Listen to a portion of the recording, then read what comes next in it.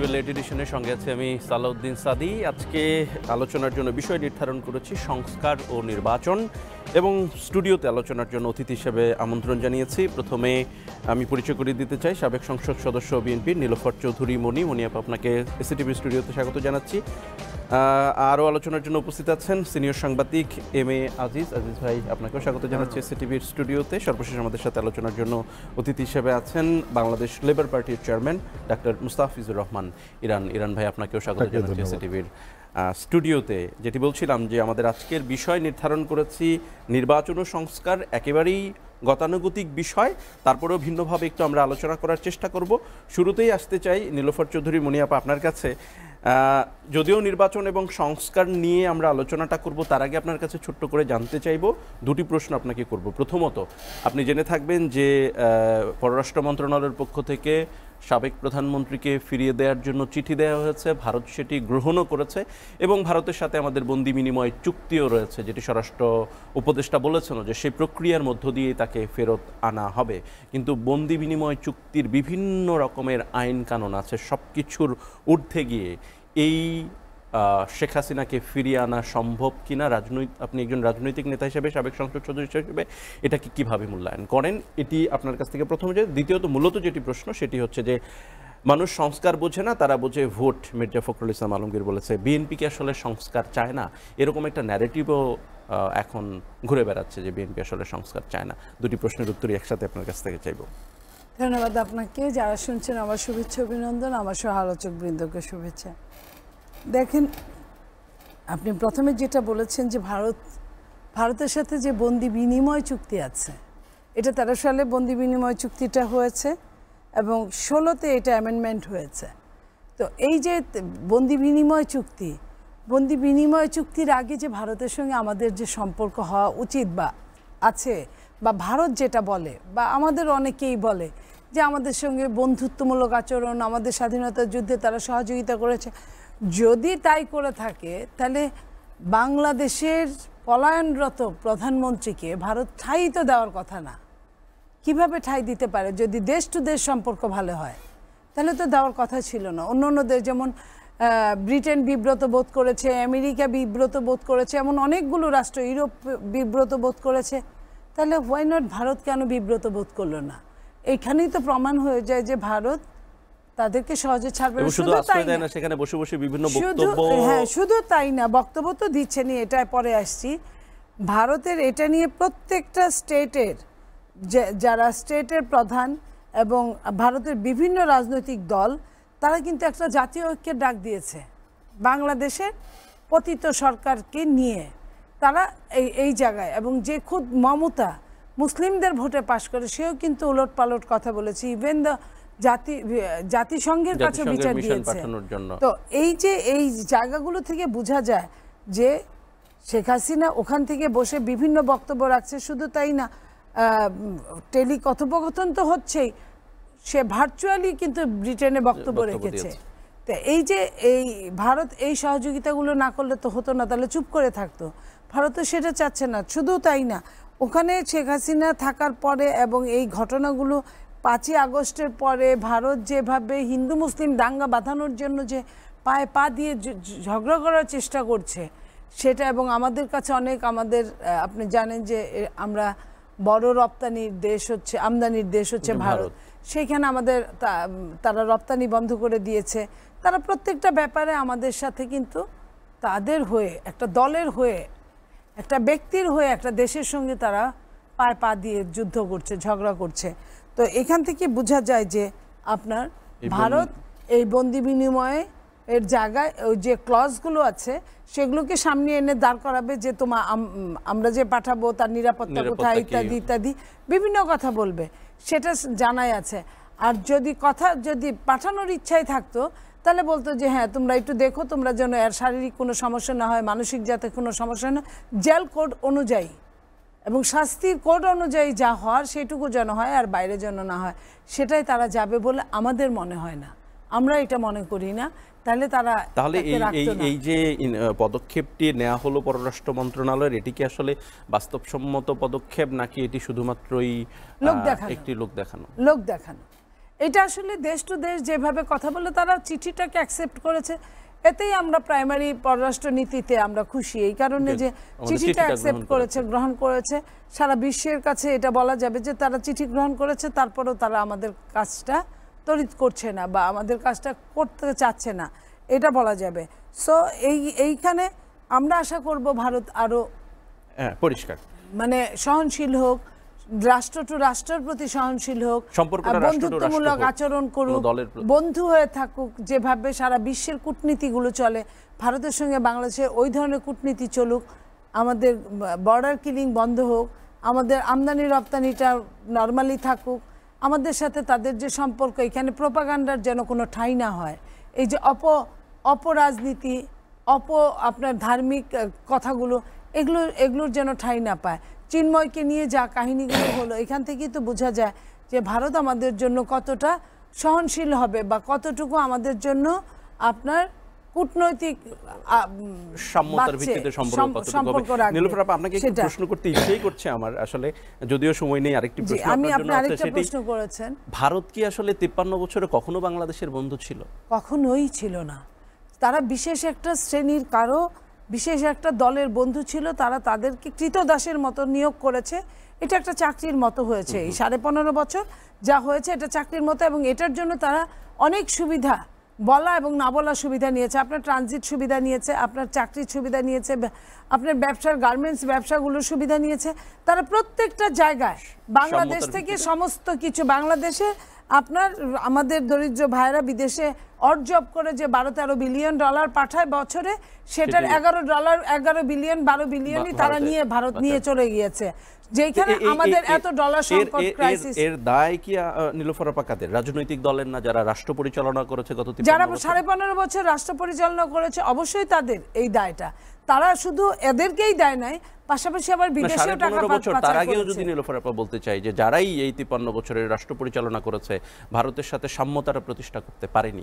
এখানে যারাই বলেন যে সবাই যে এরকম হয়েছে তা না, লাইক আপনার ধরেন যে জাতীয় পার্টিও তাদের সঙ্গে বি টিম হিসেবে কাজ করেছে। জাতীয় পার্টি প্রায় 9 বছর দেশ শাসন করেছে, তারা তখন কাজ করেছে।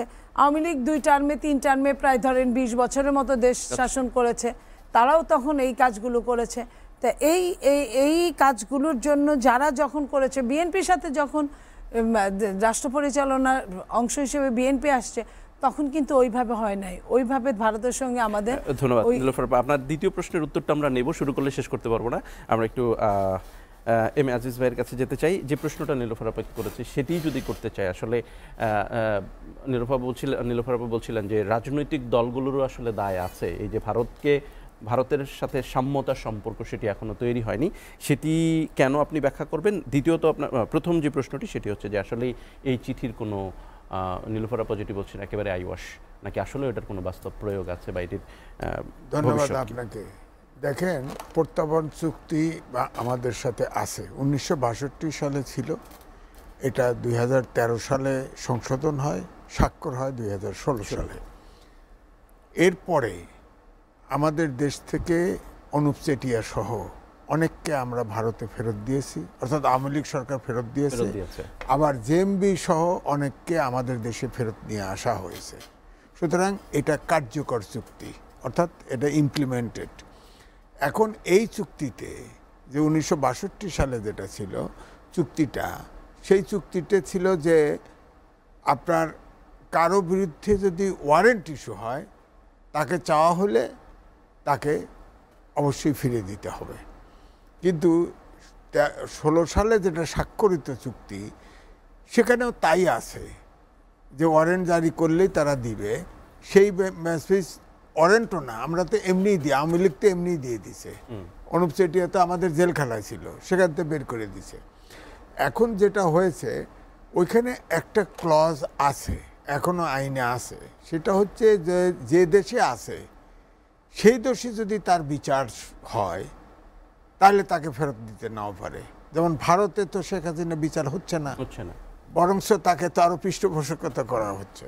সুতরাং এটাতেও চললো না। আরেকটা আছে, যদি ওই দেশ মনে করে রাজনৈতিক বিবেচনায় তাকে দমন পীড়ন করা হচ্ছে, এই যে ধারাটা আছে, যেহেতু এখন তারা পার্লামেন্টারি পার্টি ডিসিশন নিয়ে আপনার হাসিনাকে আশ্রয় দিয়েছে। সুতরাং এইটার বলে তারা কিন্তু ফেরত দিবে না। তারা বলবে যে যেহেতু তার রাইভেলরা ক্ষমতায়, সুতরাং তাকে নিয়ে ফাঁসি দিবে বা যাবজ্জীবন দিবে বা জেল দিবে। সুতরাং এটা তাদের রাজনৈতিক হয়রানি হবে, এটা দমন করা হবে। আর বিচারটা গণহত্যা এবং মানবতা বিরোধী হতে পারে। তার বিরুদ্ধে এরকম মামলা হয়েছে, সেক্ষেত্রে তার মামলার ক্ষেত্রে আর কোনো বাধা নেই। একটাই বাধা হলো এই কারণ দেখাবে তারা, যদিও সে যে গণহত্যা করেছে সারা পৃথিবী জানে, বাংলাদেশও জানে, তারাও জানে, স্বীকার করুক আর না করুক, যে হারে সব ভিডিও ফুটেজ ডকুমেন্ট আছে। তারপরেও ভারত এটির উপরে ভর করে দিবে না ফেরত, এবং যতক্ষণ পর্যন্ত শেখ হাসিনা ভারতে থাকবে ততদিন পর্যন্ত আমাদের ডিপ্লোম্যাটিক যে সম্পর্ক এটার টানাপোড়েন থাকবেই ভারতের সাথে যতদিন। এখন এই যখন অবস্থা, তখন আমরা যদি এরকমের একটি বিভিন্ন রাজনৈতিক প্ল্যাটফর্ম অথবা বৈষম্যবিরোধী ছাত্র আন্দোলনের পক্ষ থেকেও বলা হচ্ছে যে এই ফ্যাসিবাদের যারা ফ্যাসিবাদ কায়েম করেছিল, আওয়ামী সরকার যারা ছিল, তাদের বিচার না করে, জুলাই গণহত্যার সাথে যারা জড়িত তাদের বিচার না করে নির্বাচন যারা দিবে তাদেরকে জাতীয় বেঈমান হিসেবে চিহ্নিত করবে নাগরিক ঐক্য বলছে, তাহলে এখানে বিচার আসলে শেষ করাটা কিভাবে সম্ভব, বিচার সম্পন্ন করা কিভাবে সম্ভব? আপনি ধরে নিচ্ছেন কেন? এটা বিচার, বাংলাদেশের বিচার হতে লাগবে 15-20 বছর। ততদিন কি আসলে নির্বাচন? এই যে হ্যাঁ, না এইটাই তো কথা, 20 বছর। এরা কি দাওয়াখানা, দাতব্য রাজনৈতিক দল, এই যে 2 নেতা আছে, ওনারা কি দাতব্য প্রতিষ্ঠান খাড়া করছে নাকি? রাজনৈতিক দল তো নির্বাচন চাইবেই এবং নির্বাচন হতে বাধ্য। আজকে বলছে যে তারা নির্বাচন, ফখরুল ইসলাম আলমগীর বিএনপির মহাসচিব বলছে যে নির্বাচনের জন্য 5ই আগস্টের মতো রাস্তায় নামতে হবে বলছে। তো অর্থাৎ তারা অলরেডি নিছে। এখন আমার প্রশ্ন হচ্ছে যে এটা একটা অন্তর্বর্তীকালীন সরকার, এই রাষ্ট্রপতির কাছে ওত নিয়েছে, অর্থাৎ ওত নিয়েছে। ওই অনুষ্ঠানে আমিও দাওয়াতি ছিলাম, সেখানে বলা হয়েছে যে সংবিধান সম্পন্ন রাখার জন্য ওত নিল। সেই সংবিধান সংস্কার করে কেমন করে? হ্যাঁ, করে কেমন করে? অর্থাৎ তার এই অন্তর্বর্তীকালীন সরকারের তো কোনো কিছু সংশোধন করার ম্যান্ডেটই নেই। সেই অজুহাতে তারা, ধরেন আমি বলি, এরশাদের সময় এরকম সংস্কার ছিল। ধরেন ওই যে হাইকোর্টের ইয়ে করছে না, বিভাগে বেঞ্চ দিছে না, সুপ্রিম কোর্ট তো এটার সংবিধানে আইন ছিল। আইন তো সুপ্রিম কোর্ট তার বাইরে তো সিদ্ধান্ত দিতে পারে না, কিন্তু বিচার বিভাগ, বিচারকদের ইন্টারেস্টে তারা ওই আইন, ওই ডিসিশন বাতিল করে দিল। কিন্তু উপদেষ্টাদের কেউ কেউ এটাও বলছেন যে আপনারা 53 বছরে কিছু করেননি বলেই আমাদেরকে আসতে হচ্ছে সংস্কার করার জন্য। ওনাকে কে আসতে বলছে? কে আসতে বলছে? জুলাই 53 বছর, আরো 53 বছর চলবে, সমস্যা কি? হ্যাঁ, কে? হেরা এনজিও করে খায়, শিক্ষকতা করে খায়, সেটা করে খাক না। পলিটিক্সে ঢুকতে কইছে কে? এখন পারো না, কোনো কিচ্ছু পারো না, লেজে কবরে করে ফেলছে তো দেশটারে, 12টা বাজায় দিছে তো দেশটারে। আরে 5 তারিখে অভ্যুত্থান ঘটছে, 8 তারিখে তারা রাত্রে ওত দিছে। তারা কাজ করতে আরো 5 দিন 6 দিন সময় লাগছে। ওই সময় তো কোনো কিছু ঘটে নাই, ঘটছে? কোনোটা চুরি হয়েছে? দেশ তো ঠিকই চলছে। আমি তো বলবো পৃথিবীর মধ্যে আমাদের জনগণ এখনো ভালো। নিউ ইয়র্কে আধা ঘন্টার জন্য আপনার কারেন্ট ছিল না, আপনার 30-50% বাড়ি লুট হয়ে গেছে। বাংলাদেশে 4-5-6 দিন সরকার ছিল না, সরকার ছিল না, কিচ্ছু, পুলিশ ছিল না, কিচ্ছু ছিল না, প্রশাসন ছিল না, তারপরে দেশে তো কিচ্ছু হয় নাই। এখন বরঞ্চ ওনারা বসেই সমস্যা তৈরি হয়েছে। ওনারা তো বোঝেই নেই কোন থেকে শুরু করবে। এখানে যদি পলিটিক্যাল, অন্তত ছাত্র সংগঠন করার এক্সপিরিয়েন্স কোনো লোকও থাকতো। ধরেন আমি উদাহরণ দিই, পুলিশ আপনার 15টা কলেজের ছাত্ররা গেল যাত্রাবাড়িতে, এক হসপিটাল, এক ছাত্র মারা গেছে, অভিযোগ বিনা চিকিৎসায় মারা গেছে। হ্যাঁ, দিন তারিখ দিয়ে গেল না, পুলিশ যায় নাই, 3 ঘন্টা ভাঙচুর হয়েছে, ঘোষণা দিয়ে গেছে। কিন্তু আমার প্রশ্ন হলো কেন যাবে পুলিশ? কারণ পুলিশ যদি ওই আন্দোলন থামাইতে চায় তাহলে সাউন্ড গ্রেনেড ছুটতে হবে, টিয়ার গ্যাস ছাড়তে হবে, লাঠি চার্জ করতে হবে, ব্ল্যাঙ্ক ফায়ার করতে হবে। তখনই বললে ফ্যাসিবাদের দোসর জেলে ঢুকা। হ্যাঁ, তো তার তো টমোটাইজ। আপনার এখন প্রায় 3.5 মাস হয়ে গেল, 4.5 মাস। আপনি যারা তদন্ত করে, ডকুমেন্ট তো আছে, ভিডিও ফুটেজ আছে, কত কিছু আছে, আপনি যারা খুন করেছে পুলিশগুলোর জেলে পাঠায় দিতেন, যারা দুর্নীতি করেছে তাদেরকে জেলে পাঠায় দিলেন, বাকি যারা থাকলো তাদেরকে সাধারণ ক্ষমা ঘোষণা করতেন। তারপরেও এই যে জেলে গেল ওইটা ঘাটতি। আপনি আনসার আছে, বিডিপি আছে, বৈষম্য বিরোধী ছাত্রদের মধ্যেও অনেক গ্রাম দেশে এসএসসি পাশে এসএসসি আপনি নিয়ে আর্মিতে 6 মাসের ট্রেনিং দিয়ে অফিসার নেন না শর্ট সার্ভিসে, আপনি ওরকম ট্রেনিং দিয়ে নিতেন। তারপরে ধরেন ডিসি পদায়ন করছে, সে নিয়ে তো হট্টগোল হলো, কত কিছু হলো। এখন এইটাই বলছি, এরা সব হলো প্রশাসন ক্যাডারের, এর বাইরে 25টা ক্যাডার আছে। ডিসি হইতে কি আইনস্টাইন হইতে হয় নাকি? আপনি অন্য 25টা ক্যাডার প্রশাসন ক্যাডারে ডিগ্রি পাস করলেই হয়, আর অন্য পেশাজীবী ক্যাডারে সব এমএ পাস লাগে। এদের চাইতে শিক্ষিত ওরা বেশি। আপনি ওখান থেকে লোক নিতেন, প্রশাসন ক্যাডারও 2-4টা রাখেন, সমস্যা নাই। আপনি নিয়ে 7 দিনের একটা ওরিয়েন্টেশন দিলেই শিক্ষিত লোক, ওরিয়েন্টেশন দিলেই তো তাদের ডিসি করতে পারতেন। কিন্তু এই যে সংস্কার প্রস্তাব যখন এরকমের দেওয়া হলো, সকল আমলারা তো প্রতিবাদ করেছে সেটা না, সেটা করছে কারণ হচ্ছে কি ওরা ডে বাই ডে এরা সরকারকে জিম্মি করে, যেহেতু বণিক বার্তা ছাপা হয়েছে, 95% প্রশাসন ক্যাডারের লোক হচ্ছে, অফিসাররা হচ্ছে ফেসিবাদের দোষর।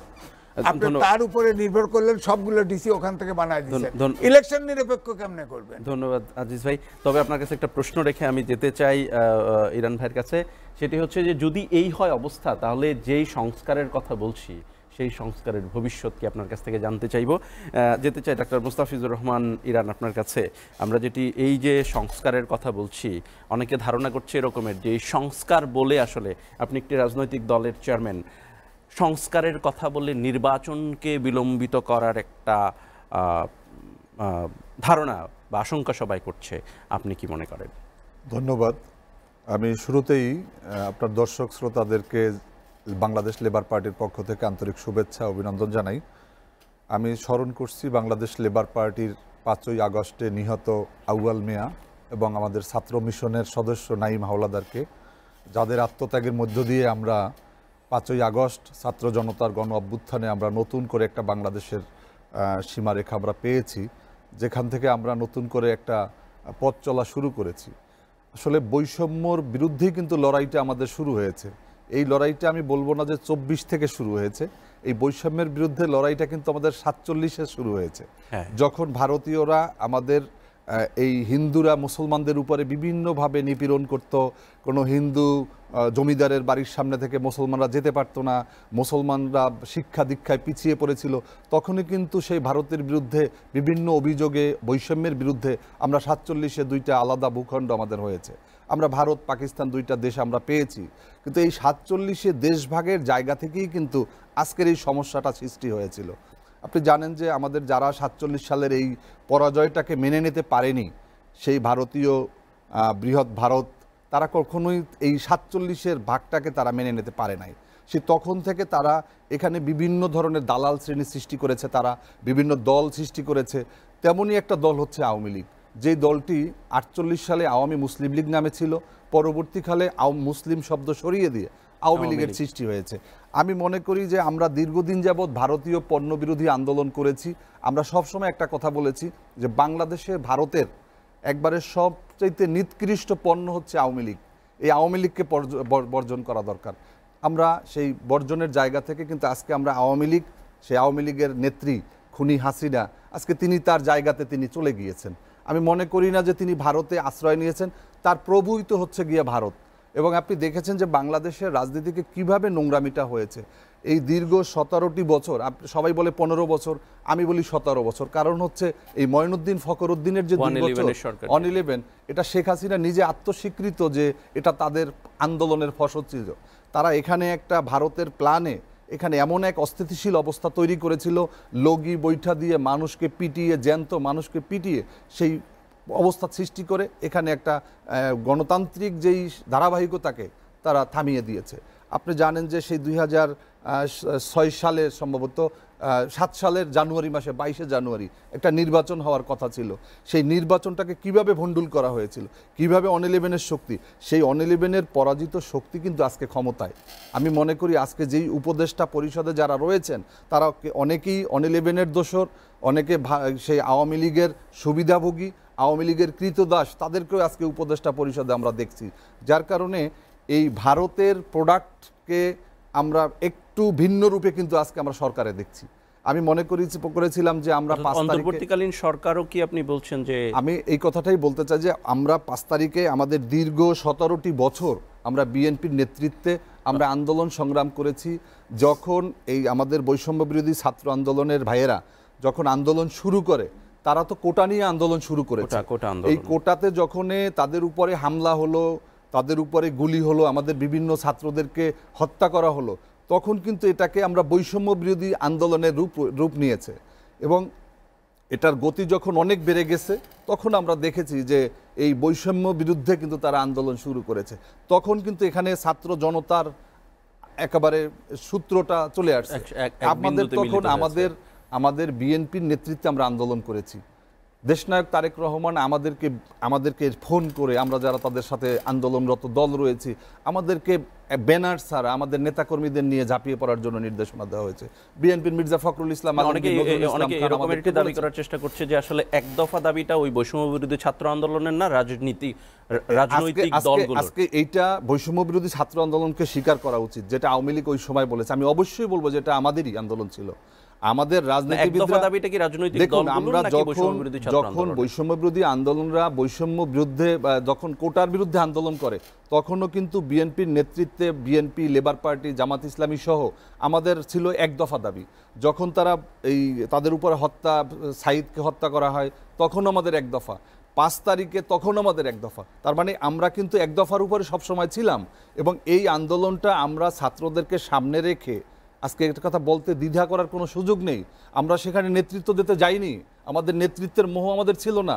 আমাদের মোহ ছিল দীর্ঘত 17টি বছরের গণতন্ত্রকে কিভাবে আমরা প্রতিষ্ঠা করব, কিভাবে আমরা ভোটের অধিকারকে আমরা প্রতিষ্ঠা করব, আমরা কিভাবে, এটাই তো হচ্ছে রাজনীতির, এটাই হচ্ছে গিয়ে আন্দোলনের কৌশল। আজকে যারা আমরা ভেবেছিলাম যে ডক্টর মোহাম্মদ ইউনূস আন্তর্জাতিক ব্যক্তিত্ব, তার নেতৃত্বে যেই সরকারটি গঠিত হয়েছে, এই সরকারটি আমাদের যেই আশা আকাঙ্ক্ষা এবং বৈষম্যের যেই জায়গাটা, এটাকে তিনি একটা গ্যাপটাকে পূরণ করবেন। কিন্তু দেখলাম যে আসলে সরিষা ভূত তাড়ায়, কিন্তু সরিষার ভিতরে যখন ভূত থাকে তখন কিন্তু কে তাড়াবে? আমি একটু বলে শেষ করছি। ডক্টর মোহাম্মদ ইউনূস দায়িত্ব পাওয়ার পরে তিনি যাদেরকে উপদেষ্টা পরিষদে নিয়ে আসলেন, তাদের চেহারাগুলো কিন্তু বাংলাদেশের মানুষের কাছে প্রশ্নবিদ্ধ। আপনি দেখেছেন যে ব্রিগেডিয়ার সাখাওয়াত, যিনি দায়িত্ব নেওয়ার পরেই আওয়ামী লীগকে কীভাবে রাজনীতিতে পুনর্বাসন করবেন এই কাজ করছেন। শেখ হাসিনার অন্যতম সুবিধাভোগী আলী ইমাম মজুমদার, তাকে বসানো হলো গিয়া এই প্রধান উপদেষ্টার দপ্তরে। তিনি বেছে বেছে আওয়ামী লীগের থেকে এখান থেকে সরিয়ে এখানে, এখান থেকে সরিয়ে এখানে তাদেরকে পদায়ন করে, তাদেরকে ঘুরে ফিরে কিন্তু সেই আওয়ামী লীগের দোসররাই কিন্তু আজকে বিভিন্ন জায়গাতে তারা অবস্থান করেছে। তাহলে আমি প্রশ্ন রেখে আসলে বিরতিতে যাই, তাহলে বর্তমান রাজনৈতিক দলগুলো এই অন্তর্বর্তীকালীন সরকারকে কেন মেনে নিচ্ছে, যদি আপনারা জানেনই যে আওয়ামী লীগের দোসররা? আমরা আওয়ামী লীগের হাত থেকে বাঁচার জন্য, আমি একটু শেষ করি, আমরা আওয়ামী লীগের হাত থেকে বাঁচার জন্য কিন্তু আমরা বিভিন্ন পদ্ধতিতে আন্দোলনটা করেছি এবং আমাদের আন্দোলনের কিন্তু সফলতা এসেছে। আমাদের সামনে ছাত্ররা ছিল, কিন্তু আমরা যে সংস্কারটা চাই, এই সংস্কারটা দীর্ঘমেয়াদী, এটা চলমান প্রক্রিয়া। এবং এই চলমান প্রক্রিয়াটাকে যদি শেষ করে কেউ নির্বাচন দিতে চায়, তারা মনে করব যে আমাদেরকে ব্ল্যাকমেইল করার জন্য। ধন্যবাদ। এসটিভি লেট এডিশনে একটা বিরতি নিচ্ছে, সাথেই থাকুন।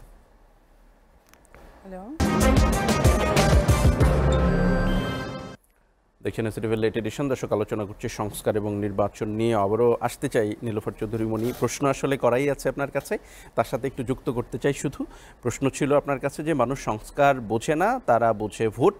মির্জা ফখরুল ইসলাম আলমগীর এরকম একটি বয়ানও আসলে প্রচলিত আছে যে বিএনপি ক্ষমতায় যেতে চায় খুব দ্রুত, নির্বাচন খুব দ্রুত চায়, সংস্কার চায় না। এখানে আজিজ ভাই যুক্ত করেছেন মির্জা ফখরুল ইসলাম সাহেবের আরেকটি কথা, নির্বাচনের জন্য 5 আগস্টের মতো রাস্তায় নামতে হবে। এটি কেন? নির্বাচন না হওয়ার খুব বেশি আশঙ্কা আছে? আর নির্বাচন আসলেই কি সংস্কার বিএনপি চায় না? দেখেন, সংস্কার বিএনপি না চাওয়ার তো কিছু নাই। সংস্কার তো একটা লেন্দি প্রসেস এবং সংস্কার হচ্ছে চলমান প্রসেস।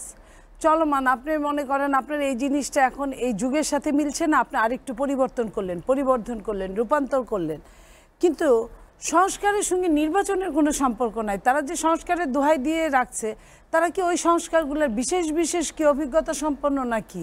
তারা সংস্কার করার কে? সংস্কার যেই করুক না কেন, তার ভোট কিন্তু হা জয়যুক্ত হয়েছে, হা জয়যুক্ত হয়েছে অথবা না জয়যুক্ত হয়েছে, যেটাই হোক এক কথায় সংস্কার আপনার ক্ষমতায় যারা আসলো তারা না জয়যুক্ত হয়েছে বলে দিয়ে দিল, শেষ।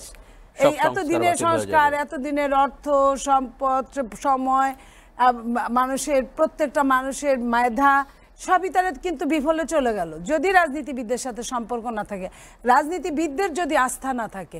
তো দুইজনেরই দুইজনের প্রতি আস্থা রাখতে হবে। সে আস্থার জন্য আগেই প্রাইমারি আলোচনাটা করা দরকার, কিন্তু ওনারা রাজনীতিবিদদেরকে এনিমি মনে করছে, যেমন পতিত সরকার এনিমি মনে করতেন। পতিত সরকার জেল জুলুম হুলিয়া বেশি খাটাতো, তারা অনেক দিনের পুরানো একটা রাজনৈতিক দল, সেটা করতে পারছে, অনেক দিন একটা বড় দেশের একটা ম্যান্ডেট নিতে পারছে, বড় দেশের তারা এজেন্সি হিসেবে নিজেকে আপনার সৃষ্টি করেছে, সেই কারণে তারা এই টর্চারগুলো করত। অথচ যে কারণে আমরা যারা, ওনারা বলে ওনারা নাকি জনগণের সরকার, যদিও জনগণ ভোট দেয় না, যদি জনগণের সরকার হয়ে থাকে তাহলে জনগণের পালস ধরতে পারে না কেন? ওনারা নির্বাচন দেরিতে দিতেছে, ওনারা বাজার মূল্য রক্ষা করতে পারে না কেন? কেন মানুষ বলে যে আগে সরকারের চেয়েও বাজারের দাম বেশি, একদিনে 10 টাকা চালের দাম বেড়ে যায়, আপনার হঠাৎ করে আপনার বাণিজ্য মন্ত্রী কি উপদেষ্টা বানালো যাকে, সে ব্যবসা নির্ভর লোক, সে এমনই ব্যবসা নির্ভর যে উনি আসার পরে পরে দেশে তেল উধাও, বোতল উধাও 8 টাকা বোতলের দাম বেড়ে আপনার পরের দিন থেকে বোতল অ্যাভেলেবেল। কোথা থেকে এই বোতল আসলো আর বন্ধ হয়ে গেল? এই কথার উত্তর কি তারা দিতে পারবে? তারা কি আইন শৃঙ্খলা কোনো রক্ষা করতে পেরেছে? তারা কি আপনার যারা পতিত সরকার, যারা এত অপকর্ম করেছে, এত কিছু করেছে, মানুষকে পাখির মতো গুলি করেছে তো করেছে, কারো হাতে ঠেকিয়ে গুলি করেছে, পায়ে ঠেকিয়ে গুলি করেছে, মাথায় ঠেকিয়ে গুলি করেছে, সেই মানুষগুলো একটা মানুষকে কি তারা অ্যারেস্ট করতে পেরেছে? অথচ এখন কিন্তু জেলখানা ভর্তি হয়ে থাকতো আওয়ামী লীগের সব মানুষের, উল্টা আরো সাব জেল বানাতে হতো, জেলের ধারণ ক্ষমতা থাকতো না। এত আওয়ামী লীগ বাংলাদেশে গিজগিজ করছে, তারা প্রত্যেক দিন প্রতিনিয়ত আপনার নতুন তারা আন্দোলন করছে, এই যে আন্দোলন করছে, অপরাজনীতি করছে, তাদের ঘর ভর্তি টাকার তো অভাব নাই, তারা কি টাকাগুলো পর্যন্ত সিজ করতে পারে নাই, কিছুই পারে নাই। তাহলে তারা কোন হিসেবে থাকার মতো তারা নিজেকে যোগ্য মনে করে? তারা বলে রাজনৈতিক দল, ভোটের জন্যই তো শেখ হাসিনার এত অধপতন হয়েছে, ভোটের জন্যই তো এত কিছু এক দফার দাবিতে গিয়েছে। সেই ভোটটাকে নিয়ে যদি তারাও ছিনিমিনি খেলা খেলে, তাহলে আপনার তাদের সঙ্গে শেখ হাসিনার তফাৎটা কোথায় হবে? তারা কেন ভোট নিয়ে ছিনিমিনি খেলবে? তারা বলতে পারে যে হ্যাঁ, ভোট হওয়ার পরেও আমরা সংস্কার যদি আমাদের শেষ না হয়, আমাদের এই লোকগুলোই সংস্কার রাজনীতিবিদদের সাথে মিলে করবে। এই যে ডক্ট্রিন অফ নেসেসিটি, এটা কিসের জন্য? এটা তো এই কারণগুলোর জন্য যে আপনার আমার মধ্যে একটা আলোচনা সাপেক্ষে দেশে যদি শাসন না থাকে, সরকার না থাকে, সরকারের যদি ক্ষমতা না থাকে, দেন তখন আপনার এই নেসেসিটির মাধ্যমে আপনার প্রয়োজনীয় সমস্যার সমাধান করবে। সেইখানে লিখিত থাকতেই পারে, সব রাজনৈতিক নেতাদের নিয়ে বসুক, দল নিয়ে বসুক, বসে যে পর্যন্ত সংস্কার না হবে আমরা আপনারা মিলে সংস্কার করব, সংস্কার একটা দিকে থাকুক। তাহলে থাকলো ভোট, তাহলে ভোটের নির্বাচন কমিশন এত দেরি করে বানালো, আচ্ছা বানাইছে, এখন নির্বাচনটা দিয়ে হালনাগাদ ভোটার সৃষ্টি করে আপনার ভোটের যা সমস্যাগুলো আছে প্রাইমারি, এগুলো তো সেকেন্ডারি না, কারণ আপনার ভোট তো চলছিলই, ভোট হতে দেওয়া হচ্ছিল না, ভোটের নাটকটা কিন্তু প্রতিনিয়তই হচ্ছিল। শেখ হাসিনা কিন্তু নাটকে পারঙ্গম, সে প্রতিনিয়তই নাটক করেছিল। তাহলে সব কিছু তো নাটকের জন্য তো সব ড্যামি হলেও সব কিছু রেডি আছে, তাহলে তাদের সমস্যাটা কোথায়? তাদের নির্বাচন দিতে সমস্যা কোথায়? তারা নির্বাচন নিয়ে গড়িমসি করবে কেন? একটা চিফ অ্যাডভাইজার বলবে যে 25-এ না হোক 26-এ, প্রথমে 25-এর শেষাশেষি অথবা 26-এ, অথচ তার কোনচি উনি বাস হয়ে বলতেছে 26-এর প্রথমে, কোনচি বলতেছে যে 26-এর 30-এ জুন। কেন তার পিএস এর এইভাবে ক্ষমতা কোথা থেকে হয়? সে যদি না দেয় পিএস কি তার প্রেস সেক্রেটারি কি তার চেয়ে বড় নাকি? সে না বললে প্রেস সেক্রেটারি এটা বলে, কিভাবে বলে? মানে প্রধান উপদেষ্টা দুটি অপশন দিয়েছে, তার মধ্যে দ্বিতীয় অপশনে সে এক্সটেনশন করেছে। 30-এর জুন অবশ্যই প্রথমার্ধে পড়ে না, 26-এর প্রথমার্ধ, 30-এর জুন হলো মধ্য, একদম মধ্য। তাহলে প্রথমার্ধে উনি বললো, প্রথমার্ধে কিন্তু মার্চ পর্যন্ত পড়ে, 30শে জুন পর্যন্ত পড়ে না, তাহলে কেন 3 মাস সে বাড়ালো? আমি প্রথমার্ধেরই লাস্ট 3 মাসেরটা ধরলাম, তাহলে কেন সে মাঝারি মধ্যমে নিয়ে গেল? এটার জবাবটা কে দিবে? এরপরে কেউ কেউ আছে নির্বাচনের কথা শুনলেই তারা অস্বস্তিতে ভুগে, তারা আবার বলে যে আমরা নির্বাচন না দিতে পারলে, নির্বাচনের কথা না হলে আমরা নাকি অস্বস্তিতে ভুগি। তাদের সঙ্গে তো আমাদের কোনো শত্রুতা নাই। তারা যদি বলে আমাদের দ্বারাই তারা প্রতিনিধিত্ব করছে, তাহলে কেন আমাদের কথার দ্বিরুক্তি হবে? কেন আমরা যখন বললাম যে আপনার যৌক্তিক সময়, আমরা যখন বললাম যে রোড ম্যাপ, আমরা যখন বললাম নির্বাচনের তারিখ, তারা কোনোটাই কোনো সাড়া দিল না। এখনো তারা যে গড়িমসি করছে, এক এক উপদেষ্টা এক এক রকম কথা বলছে, এই স্পর্ধাটা তাদেরকে কে দিবে? ধন্যবাদ নীলোফার আপা। আপনার কাছ থেকে এখানে একটি অভিযোগ রেখেই আসলে যাই। আমি যদি বলি যে অনেকে বলে, আপনি অনেকগুলো বিষয় বলেছেন কেন আসলে দ্রুত নির্বাচন চান, কিন্তু উপদেষ্টাদের কেউ কেউ বা বিভিন্ন ছাত্র সংগঠন তারাও বলার চেষ্টা করছে যে দিন যত যাচ্ছে বিএনপির জনপ্রিয়তা কমছে, চাঁদাবাজিতে যুক্ত হচ্ছে, এবং আপনাদের কেউ কোনো নেতাও আসলে টেলিভিশনে বলছে যে আসলে তৃণমূলের নেতাকর্মীদের মাঠ পর্যায়ে নেতাকর্মীদের নিয়ন্ত্রণ করা যাচ্ছে না, এবং তারা চাঁদাবাজি বিভিন্ন রকমের স্ট্যান্ডার্ড বাণিজ্যে যুক্ত হচ্ছে। এবং আমি যদি উপদেষ্টার একটা কথা বলি, সম্প্রতি তথ্য উপদেষ্টা নাহিদ ইসলাম বিএনপিকে ইঙ্গিত করে বলেছে সড়কে আগের মতো চাঁদাবাজি চলছে, এখন অন্য দল করছে। এই যে আসলে ঘোড়ার ঘাস কাটে, ওনারা কেন আইনের অনুশাসনের মধ্যে যান না? ওনারা অ্যারেস্ট করুন, আমরা তো চাই ওনারা অ্যারেস্ট করুন, এটি আপনার কাছে ওনারা আইনের মধ্যে যাক। একটু এম আজিজ ভাই আপনার কাছে আসতে চাই। এই যে একটি রোডম্যাপ মোটামুটি, যদিও সেটি সুনির্দিষ্ট না, 25 এবং 26-এর কথা বলা হচ্ছে, 25-এর শেষে যদি অল্প সংস্কার হয়, 26-এর মাঝামাঝি যদি আরও একটু বেশি সংস্কার হয়। প্রধান উপদেষ্টা নীলোফার আপা যেটি বলছিলেন যে প্রেস সচিব আবার বলে যে 26-এর 30 জুন এবং সুনির্দিষ্ট করে তার মধ্যে নির্বাচন হবে। রাজনৈতিক দলগুলো বলছে যে এই যে নির্বাচনী রোডম্যাপের কথা বলা হচ্ছে, সেখানে কোনো রাজনৈতিক দলের সাথে কোনো আলোচনা হয়নি। কেন? দেখেন, তাহলে উদাহরণ দিতে হয় যে আন্তর্জাতিক ক্রাইসিস গ্রুপ, যে দেশের সরকার পতন ঘটে, অর্থাৎ এইরকম অভ্যুত্থান আন্দোলনের মাধ্যমে, সেই দেশ সম্পর্কে তারা রিপোর্ট করে। বাংলাদেশ সম্পর্কেও একটা রিপোর্ট করেছে।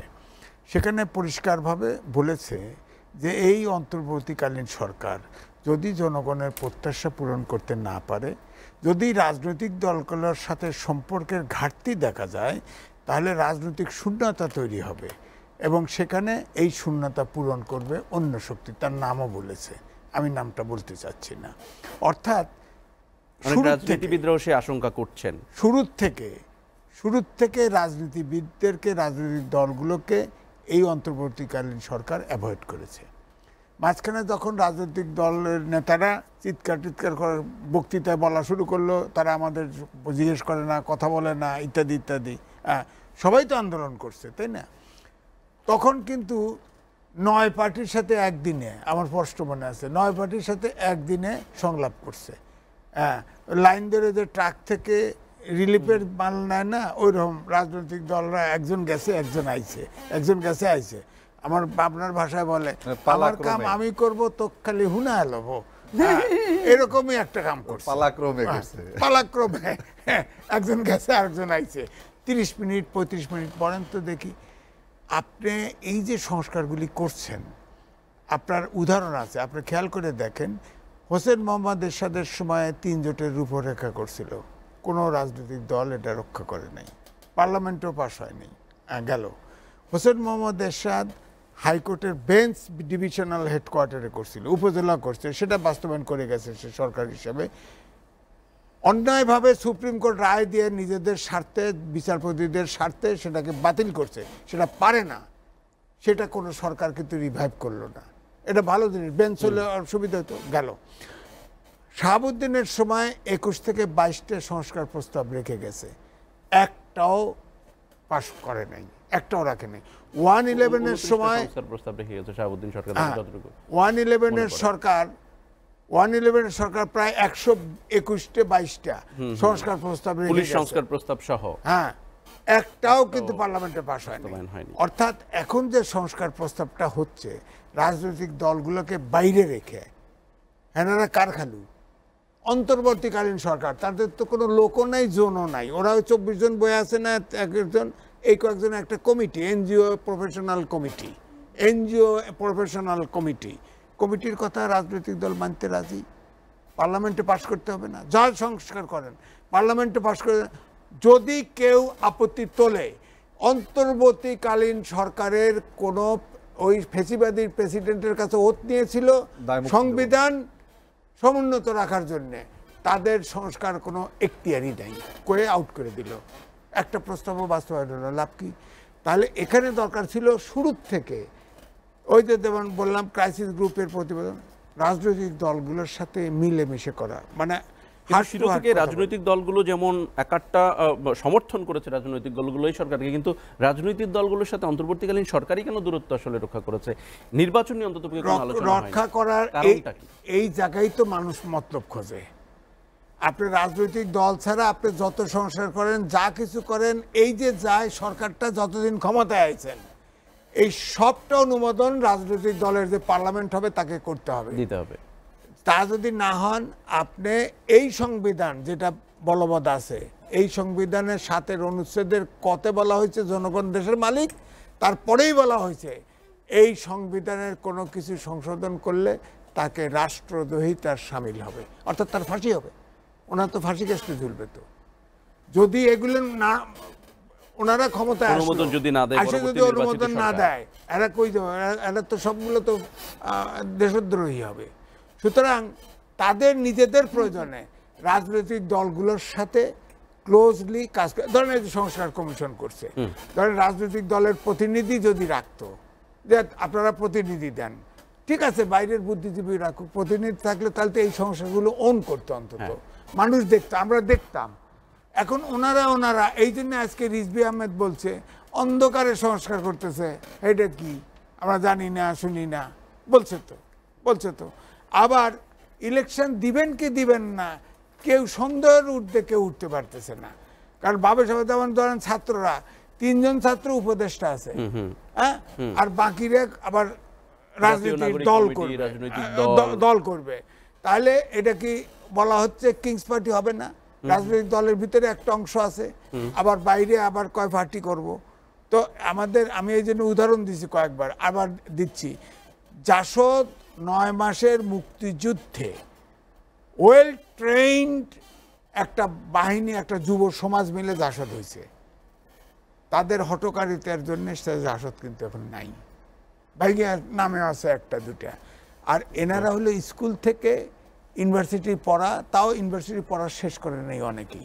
হ্যাঁ, এরা সব বুড়ো বাদ, হ্যাঁ, শিশু তো এমনিতেই বাদ। বলেন রাজনীতি এক শ্রেণীর লোক দিয়ে হয়, ছাত্র অবশ্যই প্রবীণ নবীন মিলে হবে রাজনীতি। হ্যাঁ, বলা হয় বিএনপি তো সরকারের থেকে হয়েছে, সুতরাং ওইটাও আপনার পার্টি কি কিংস পার্টি। বিএনপিতে প্রবীণ ঝানু রাজনীতিবিদ নিয়ে হয়েছে, ছোট বড় প্রবীণ নবীন নিয়ে করছে, করে দীর্ঘদিন আন্দোলন সম্মান করে একটা পার্টি হয়েছে। আর এটার নামও দিছে, ইউনিসের সময় ছিল গণশক্তি পার্টির নাম, এনারা দিছে জনশক্তি। এগুলো বুঝবেন না। সুতরাং এইসব ব্যাপার, এই জন্যই সন্দেহ করা হচ্ছে ইলেকশন আদৌ দেয় কিনা, অন্য খেলা খেলে কিনা, এই চিন্তার থেকে রাজনৈতিক দল বেরোতে পারতেছে না। সুতরাং আবার বলছেন যে তাহলে এই সরকারকে সমর্থন, ওই যে আমাদের গ্রামের ভাষায়, আমি অশ্লীলটা বলবো না, একটু শুদ্ধ ভাষাটা বলি, রাজনৈতিক দলগুলো ফাটা বাঁশের চিপায় পড়ছে। অর্থাৎ এই দল, রাজনৈতিক দল, ওনারা যদি ইচ্ছে করে একদিনে ফু দিলে এটা উড়ে যাবে, কিন্তু ফু দিচ্ছে না, দিলে ওই যে ক্রাইসিস গ্রুপ বলছে না, শূন্যতা তো 3য় লক্ষ্য আসবে, সুতরাং ধাক্কাও দিতে পারতেছে না, রাখতেও পারতেছে না। ধন্যবাদ। এইটাই বলে ফাটা বাঁশের চিপায়। ধন্যবাদ। আমরা যদি ডক্টর মুস্তাফিজুর রহমান ইরান ভাই এখান থেকে শুরু করি, আসলে কি রাজনৈতিক দলগুলো ফাটা বাঁশের চিপায়? দেখুন, আসলে এই সরকার সূচনাতেই তো বিসমিল্লাহ গলত বলাটা আমাদের আসলে ঠিক না, কিন্তু শুরুতেই ভুল বলবো। তারা আমাদের রাজনৈতিক দলগুলোকে কিন্তু অন্ধকারে রেখে তারপরে কিন্তু এই সংস্কারের ধুয়া তোলা হচ্ছে বলা হয়, যেটা ওই যে জারি জ্ঞানের আগে কিছু স্লোগান দিতে হয়, স্লোগানমূলক কিছু সুর আছে, এটাকে দুয়া বলে। এখন তারা এই সংস্কারটাকে একটা দুয়া হিসেবে ব্যবহার করছে।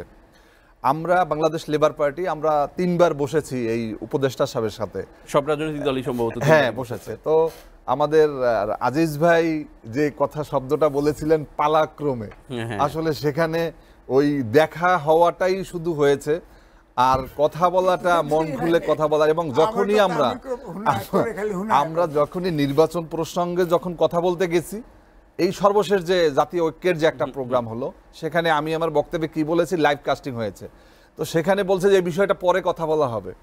এখন আমাদের বক্তব্য হচ্ছে যে সংস্কার এবং বিচার দুইটা কিন্তু দুই জিনিস। আমরা এখন পর্যন্ত আওয়ামী লীগের সাবেক কয়েকজন মন্ত্রী এবং কয়েকজন ব্যক্তিকে আমরা দেখছি গ্রেপ্তার করেছে। এখন পর্যন্ত যারা গুলি করেছে পুলিশদেরকে গ্রেপ্তার করা হয়নি, বিভিন্ন বাহিনীর যারা এই সরাসরি হত্যায় জড়িত তাদেরকে গ্রেপ্তার করা হয়নি। আওয়ামী লীগের যেই সমস্ত ক্যাডাররা নিজেরা রাইফেল দিয়ে গুলি করেছে, পিস্তল দিয়ে গুলি করেছে, তাদেরকে বরং এই আজকের সমন্বয়করা গত কয়েকদিন আগে পৌর কাউন্সিলর এবং মেয়রদেরকে নিয়ে একটা প্রোগ্রাম করেছে, এবং সেখানে তারা এমন সব কথা বলেছে যেটা আপত্তিকর। তারা বলেছে যে আপনারা যদি আমাদেরকে সহযোগিতা করেন, তার মানে এরা কারা নির্বাচিত হয়েছে। বিগত আমরা 17 বছর যাবৎ আওয়ামী লীগের সর্বশেষ যে আমরা 14 সালের পর থেকে বিএনপির নেতৃত্বে আমরা সমস্ত নির্বাচন বর্জন করেছি, কারণ এখানে ভোট হয়নি। যারা নৌকো পেয়েছে, যারা দলের আনুকূল্য পেয়েছে, তারাই পাশ করেছে। ছাত্রলীগ, যুবলীগ, স্বেচ্ছাসেবক লীগ, আওয়ামী লীগ, তারাই কিন্তু এই মেয়র কাউন্সিলর হয়েছে। এখন তারা যদি এই সমন্বয়কদের সাথে কাঁধে কাঁধ মিলিয়ে তাদের নতুন দলে যোগদান করেন, তাদেরকে সহযোগিতা করেন, তাহলে তারা আবার দায়িত্ব পালন করতে পারবেন। এবং এটা সার্জিস আলম, তারপরে আমি দেখলাম যে আমাদের এবি পার্টির এক নেতা খুব সুন্দর সুন্দর কথা বলেন, চমৎকার লাগে কথা, কিন্তু তারাও দেখলাম বললেন যে তাদেরকে না, ফুয়াদ সাহেব তিনিও দেখলাম যে এই ফ্যাসিবাদের দোসর এই কাউন্সিলর এবং মেয়রদের পাশে দাঁড়ানোর মতো কত কথা বলেছেন।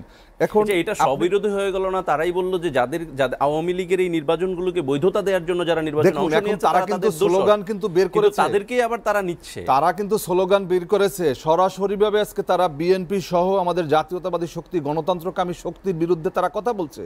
আজকে তথ্য উপদেষ্টা বলেছে যে রাজনীতিকরা নাকি তাদের প্রতিপক্ষ হিসেবে মনে করছে। এটা তাদের কেন অনুভবে আসলো? আমরা তো 8 তারিখে বঙ্গভবনে গিয়ে তারপর শপথ নিয়েছি, এবং আমরা তো এখন পর্যন্ত মুখ খোলা শুরু করি নাই। আমাদের কথা যেন বলতে না হয়, এটা তাদেরকে বলবো। আজকে এই যে অন্তর্বর্তীকালীন সরকার, তো এটাতে অনেকে বলে লেজে গোবরের সরকার হয়ে গিয়েছে। কোন উপদেষ্টা কখন কি সকালে বলেন একটা, দুপুরে একটা, বিকেলে আর একটা, যার কারণে এই সমন্বয়করা আজকে নতুন যে খেলায় নেমেছে, তারা নতুন দল করবেন।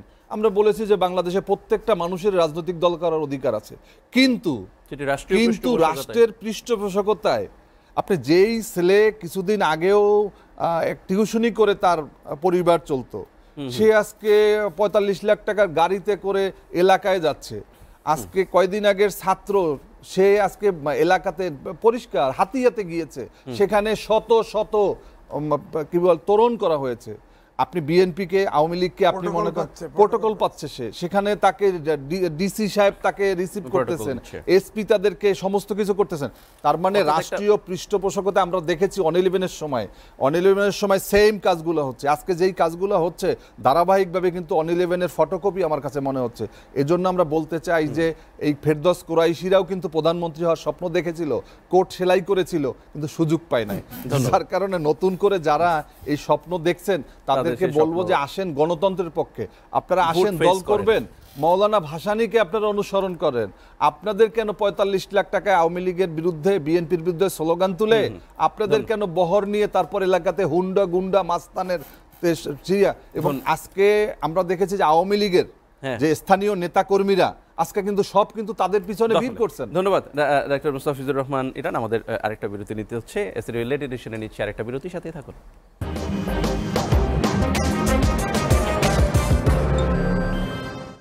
দেখছেন এসিডি রিলেটেড এডিশন, আলোচনা হচ্ছে সংস্কার এবং নির্বাচন নিয়ে। নীলোফার আপা, আপনাকে সর্বশেষ যে জায়গাটা আসলে থামিয়েছিলাম, তথ্য উপদেষ্টা নাহিদ ইসলাম বিএনপিকে ইঙ্গিত করে বলেছিল সড়কে আগেও চাঁদাবাজি চলছে, এখনও চলছে, অন্য দল করছে, আগেও হতো।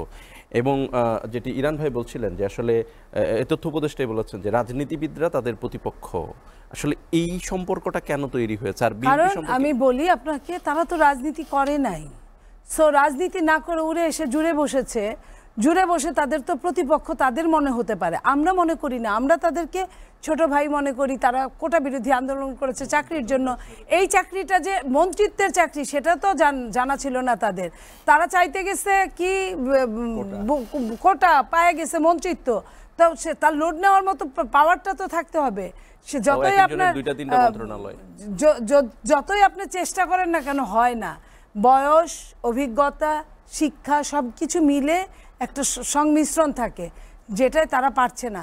আর তারা এটা অন্যের উপর বলছে যে তাদেরকে রাজনীতিবিদরা কেন প্রতিপক্ষ মনে করবে। তাদেরকে তো এই জন্যই, এই যে আপ অ্যান্ড ডাউন, অতি আপ অ্যান্ড ডাউনে কিন্তু দাঁড়িপাল্লার উক্তিতে সমান যায় না, তো যে কারণে তারা রাজনীতিবিদদের সামনে দাঁড়াতে পারে না। সেই সৎসাহস তাদের নাই, তাদের সেই আপনার যোগ্যতা, আমি সরি টু সে বলতেছি, যোগ্যতা তাদের নাই। রাজনীতিবিদদের আপনার লেখাপড়া না জানা রাজনীতিবিদদের সামনে দাঁড়ানোর তাদের যোগ্যতা নাই। খালি দুই কলম পুঁথিগত বিদ্যা থাকলেই হবে না, পুঁথিগত বিদ্যা কোনখানে কোন জায়গায় কোন কাজে লাগাইতে হবে এটা একটা ব্যাপার। এই ব্যাপারটা তাদেরকে শিখতে হবে, জানতে হবে। ওই যে শ্রীকান্ত গল্পে আপনার একখানে বলেছিল এক ইচড়ে পাকা ছেলেকে পণ্ডিত মশাই, ক্লাস 5-এ যখন পড়ে বলছে শ্রীকান্ত পড়েছে, বলে জি পণ্ডিত মশাই পড়েছি। বুঝেছ? জি বুঝেছি। ওই ছেলে একসময় ঢাকা বিশ্ববিদ্যালয় থেকে বাংলায় মাস্টার্স করে গেছে। অনেক বছর পরে পণ্ডিত মশাইয়ের সঙ্গে দেখা হওয়ার পরে, পরিচয় দেওয়ার পরে পণ্ডিত মশাই বলেছে শ্রীকান্ত পড়েছ? জি পণ্ডিত মশাই পড়েছি। বুঝেছ? বলছে না পণ্ডিত মশাই বুঝিনি। তার সমস্ত জীবন দিয়ে শ্রীকান্ত আর বুঝে নাই।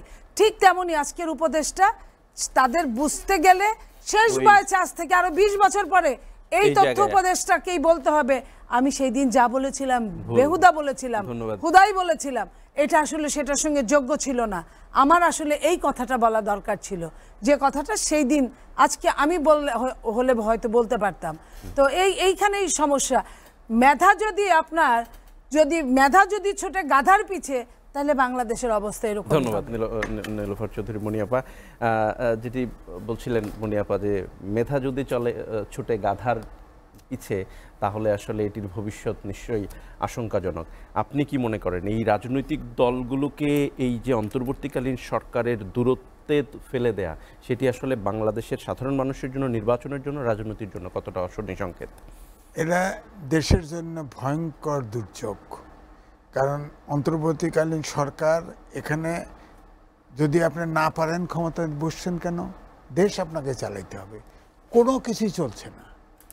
আপনি বলেন দেশের কোনো কিছু, আইন শৃঙ্খলা বাহিনী নেই, বাজারঘাট নাই, কিচ্ছু নাই, রাস্তাঘাট সব কিছু অচল, প্রাকৃতিক নিয়মে চলছে।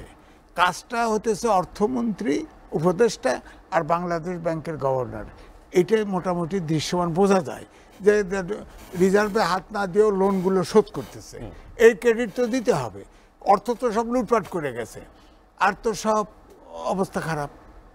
এখনো কেউ, মাত্র 24টা মানুষ, একটা পলিটিক্যাল পার্টির মন্ত্রী হলে সব নাম জানি, আমি তো নামও জানি না, আমি চিনিও না, চেহারাও চিনি না সবাই। হ্যাঁ, আবার 2-1জন আছে এখনো মনে হয় টকশই করতেছে, চোখ উল্টা দিকে দিয়ে কথা বলতেছে। হ্যাঁ, এটা তো হলো না। আপনার এসি রুমে বসে কয়ে দিন আগামীকাল থেকে পলিথিন বন্ধ। আরে শাহজাহান সিরাজ কবরে গেছে, পলিথিন বন্ধ করে ফেলছিল, শুধু প্রোডাকশন সাইট বন্ধ করলে হয়তো। পাগলের মতো ছুটছে, এত সহজ বিকল্প দিবেন না আপনি। এখন তার পপুলারিটি এখনকার পলিথিন আপা। কারণ এখন শপিং মলে গেলে কিছু কিনলে ওইটার আবার একটা বক্স দেয়, ওটার আবার পয়সা নেই, তো খেপে যায়, মানুষ খেপে যায়। তো এই জন্য আমি বলছি যে সরকারে গেছে, সরকার চালাইতে হবে। আমি তো দেখতেছি কোনোটা ঠিক মতো চলছে না, চালাতে পারছে না। হ্যাঁ, তাহলে এই যে 2025-এর শেষ পর্যন্ত আমরা আসলে কি আশা করব? আমরা আশা করব এইটাই, যে এবারের আন্দোলনে ছাত্র থেকে, স্কুলের ছাত্র থেকে ইউনিভার্সিটির ছাত্র ছিল, এদের এখন ধ্যান জ্ঞান পড়ার দিকে নাই। দেশ রক্ষা, দেশ চালানো, এই জেনারেশন গ্যাপ আপনার খেয়াল করে দেখেন। আপনার স্কুল থেকে মাস্টার্স পর্যন্ত যদি বলেন, কমপক্ষে 6 বছরের জেনারেশন গ্যাপ হয়ে গেল। এটা পূরণ করবেন কি দিয়া? চতুর্থ শিল্প বিপ্লবের যুগে আসতেছে, দেশটা চালাবে কে? এই জেনারেশন তো আপনি দেখেন 53 বছরে আপনার মনোজগতে পরিবর্তন হয়েছে না। সংস্কার তো এটা তো সমাজতান্ত্রিক বিপ্লব হয় নাই যে আপনি এক মাসে কালার সাংস্কৃতিক বিপ্লব করে মনোজগৎ চেঞ্জ করে নেবেন। আপনার মনোজগতে আগে তো চোরকে ঘৃণা করতাম, ঘুষখোরকে ঘৃণা করতাম, এখন তো টাকা আরো মর্যাদা বেশি। ধন্যবাদ। সুতরাং মানুষের মনোজগত সংস্কার করতে হবে। তার জন্য ওইরকম মানবিক দেশ গড়ার মতো একটা সরকার ক্ষমতায় আসতে হবে। ধন্যবাদ এম এ আজিজ আপনাকে।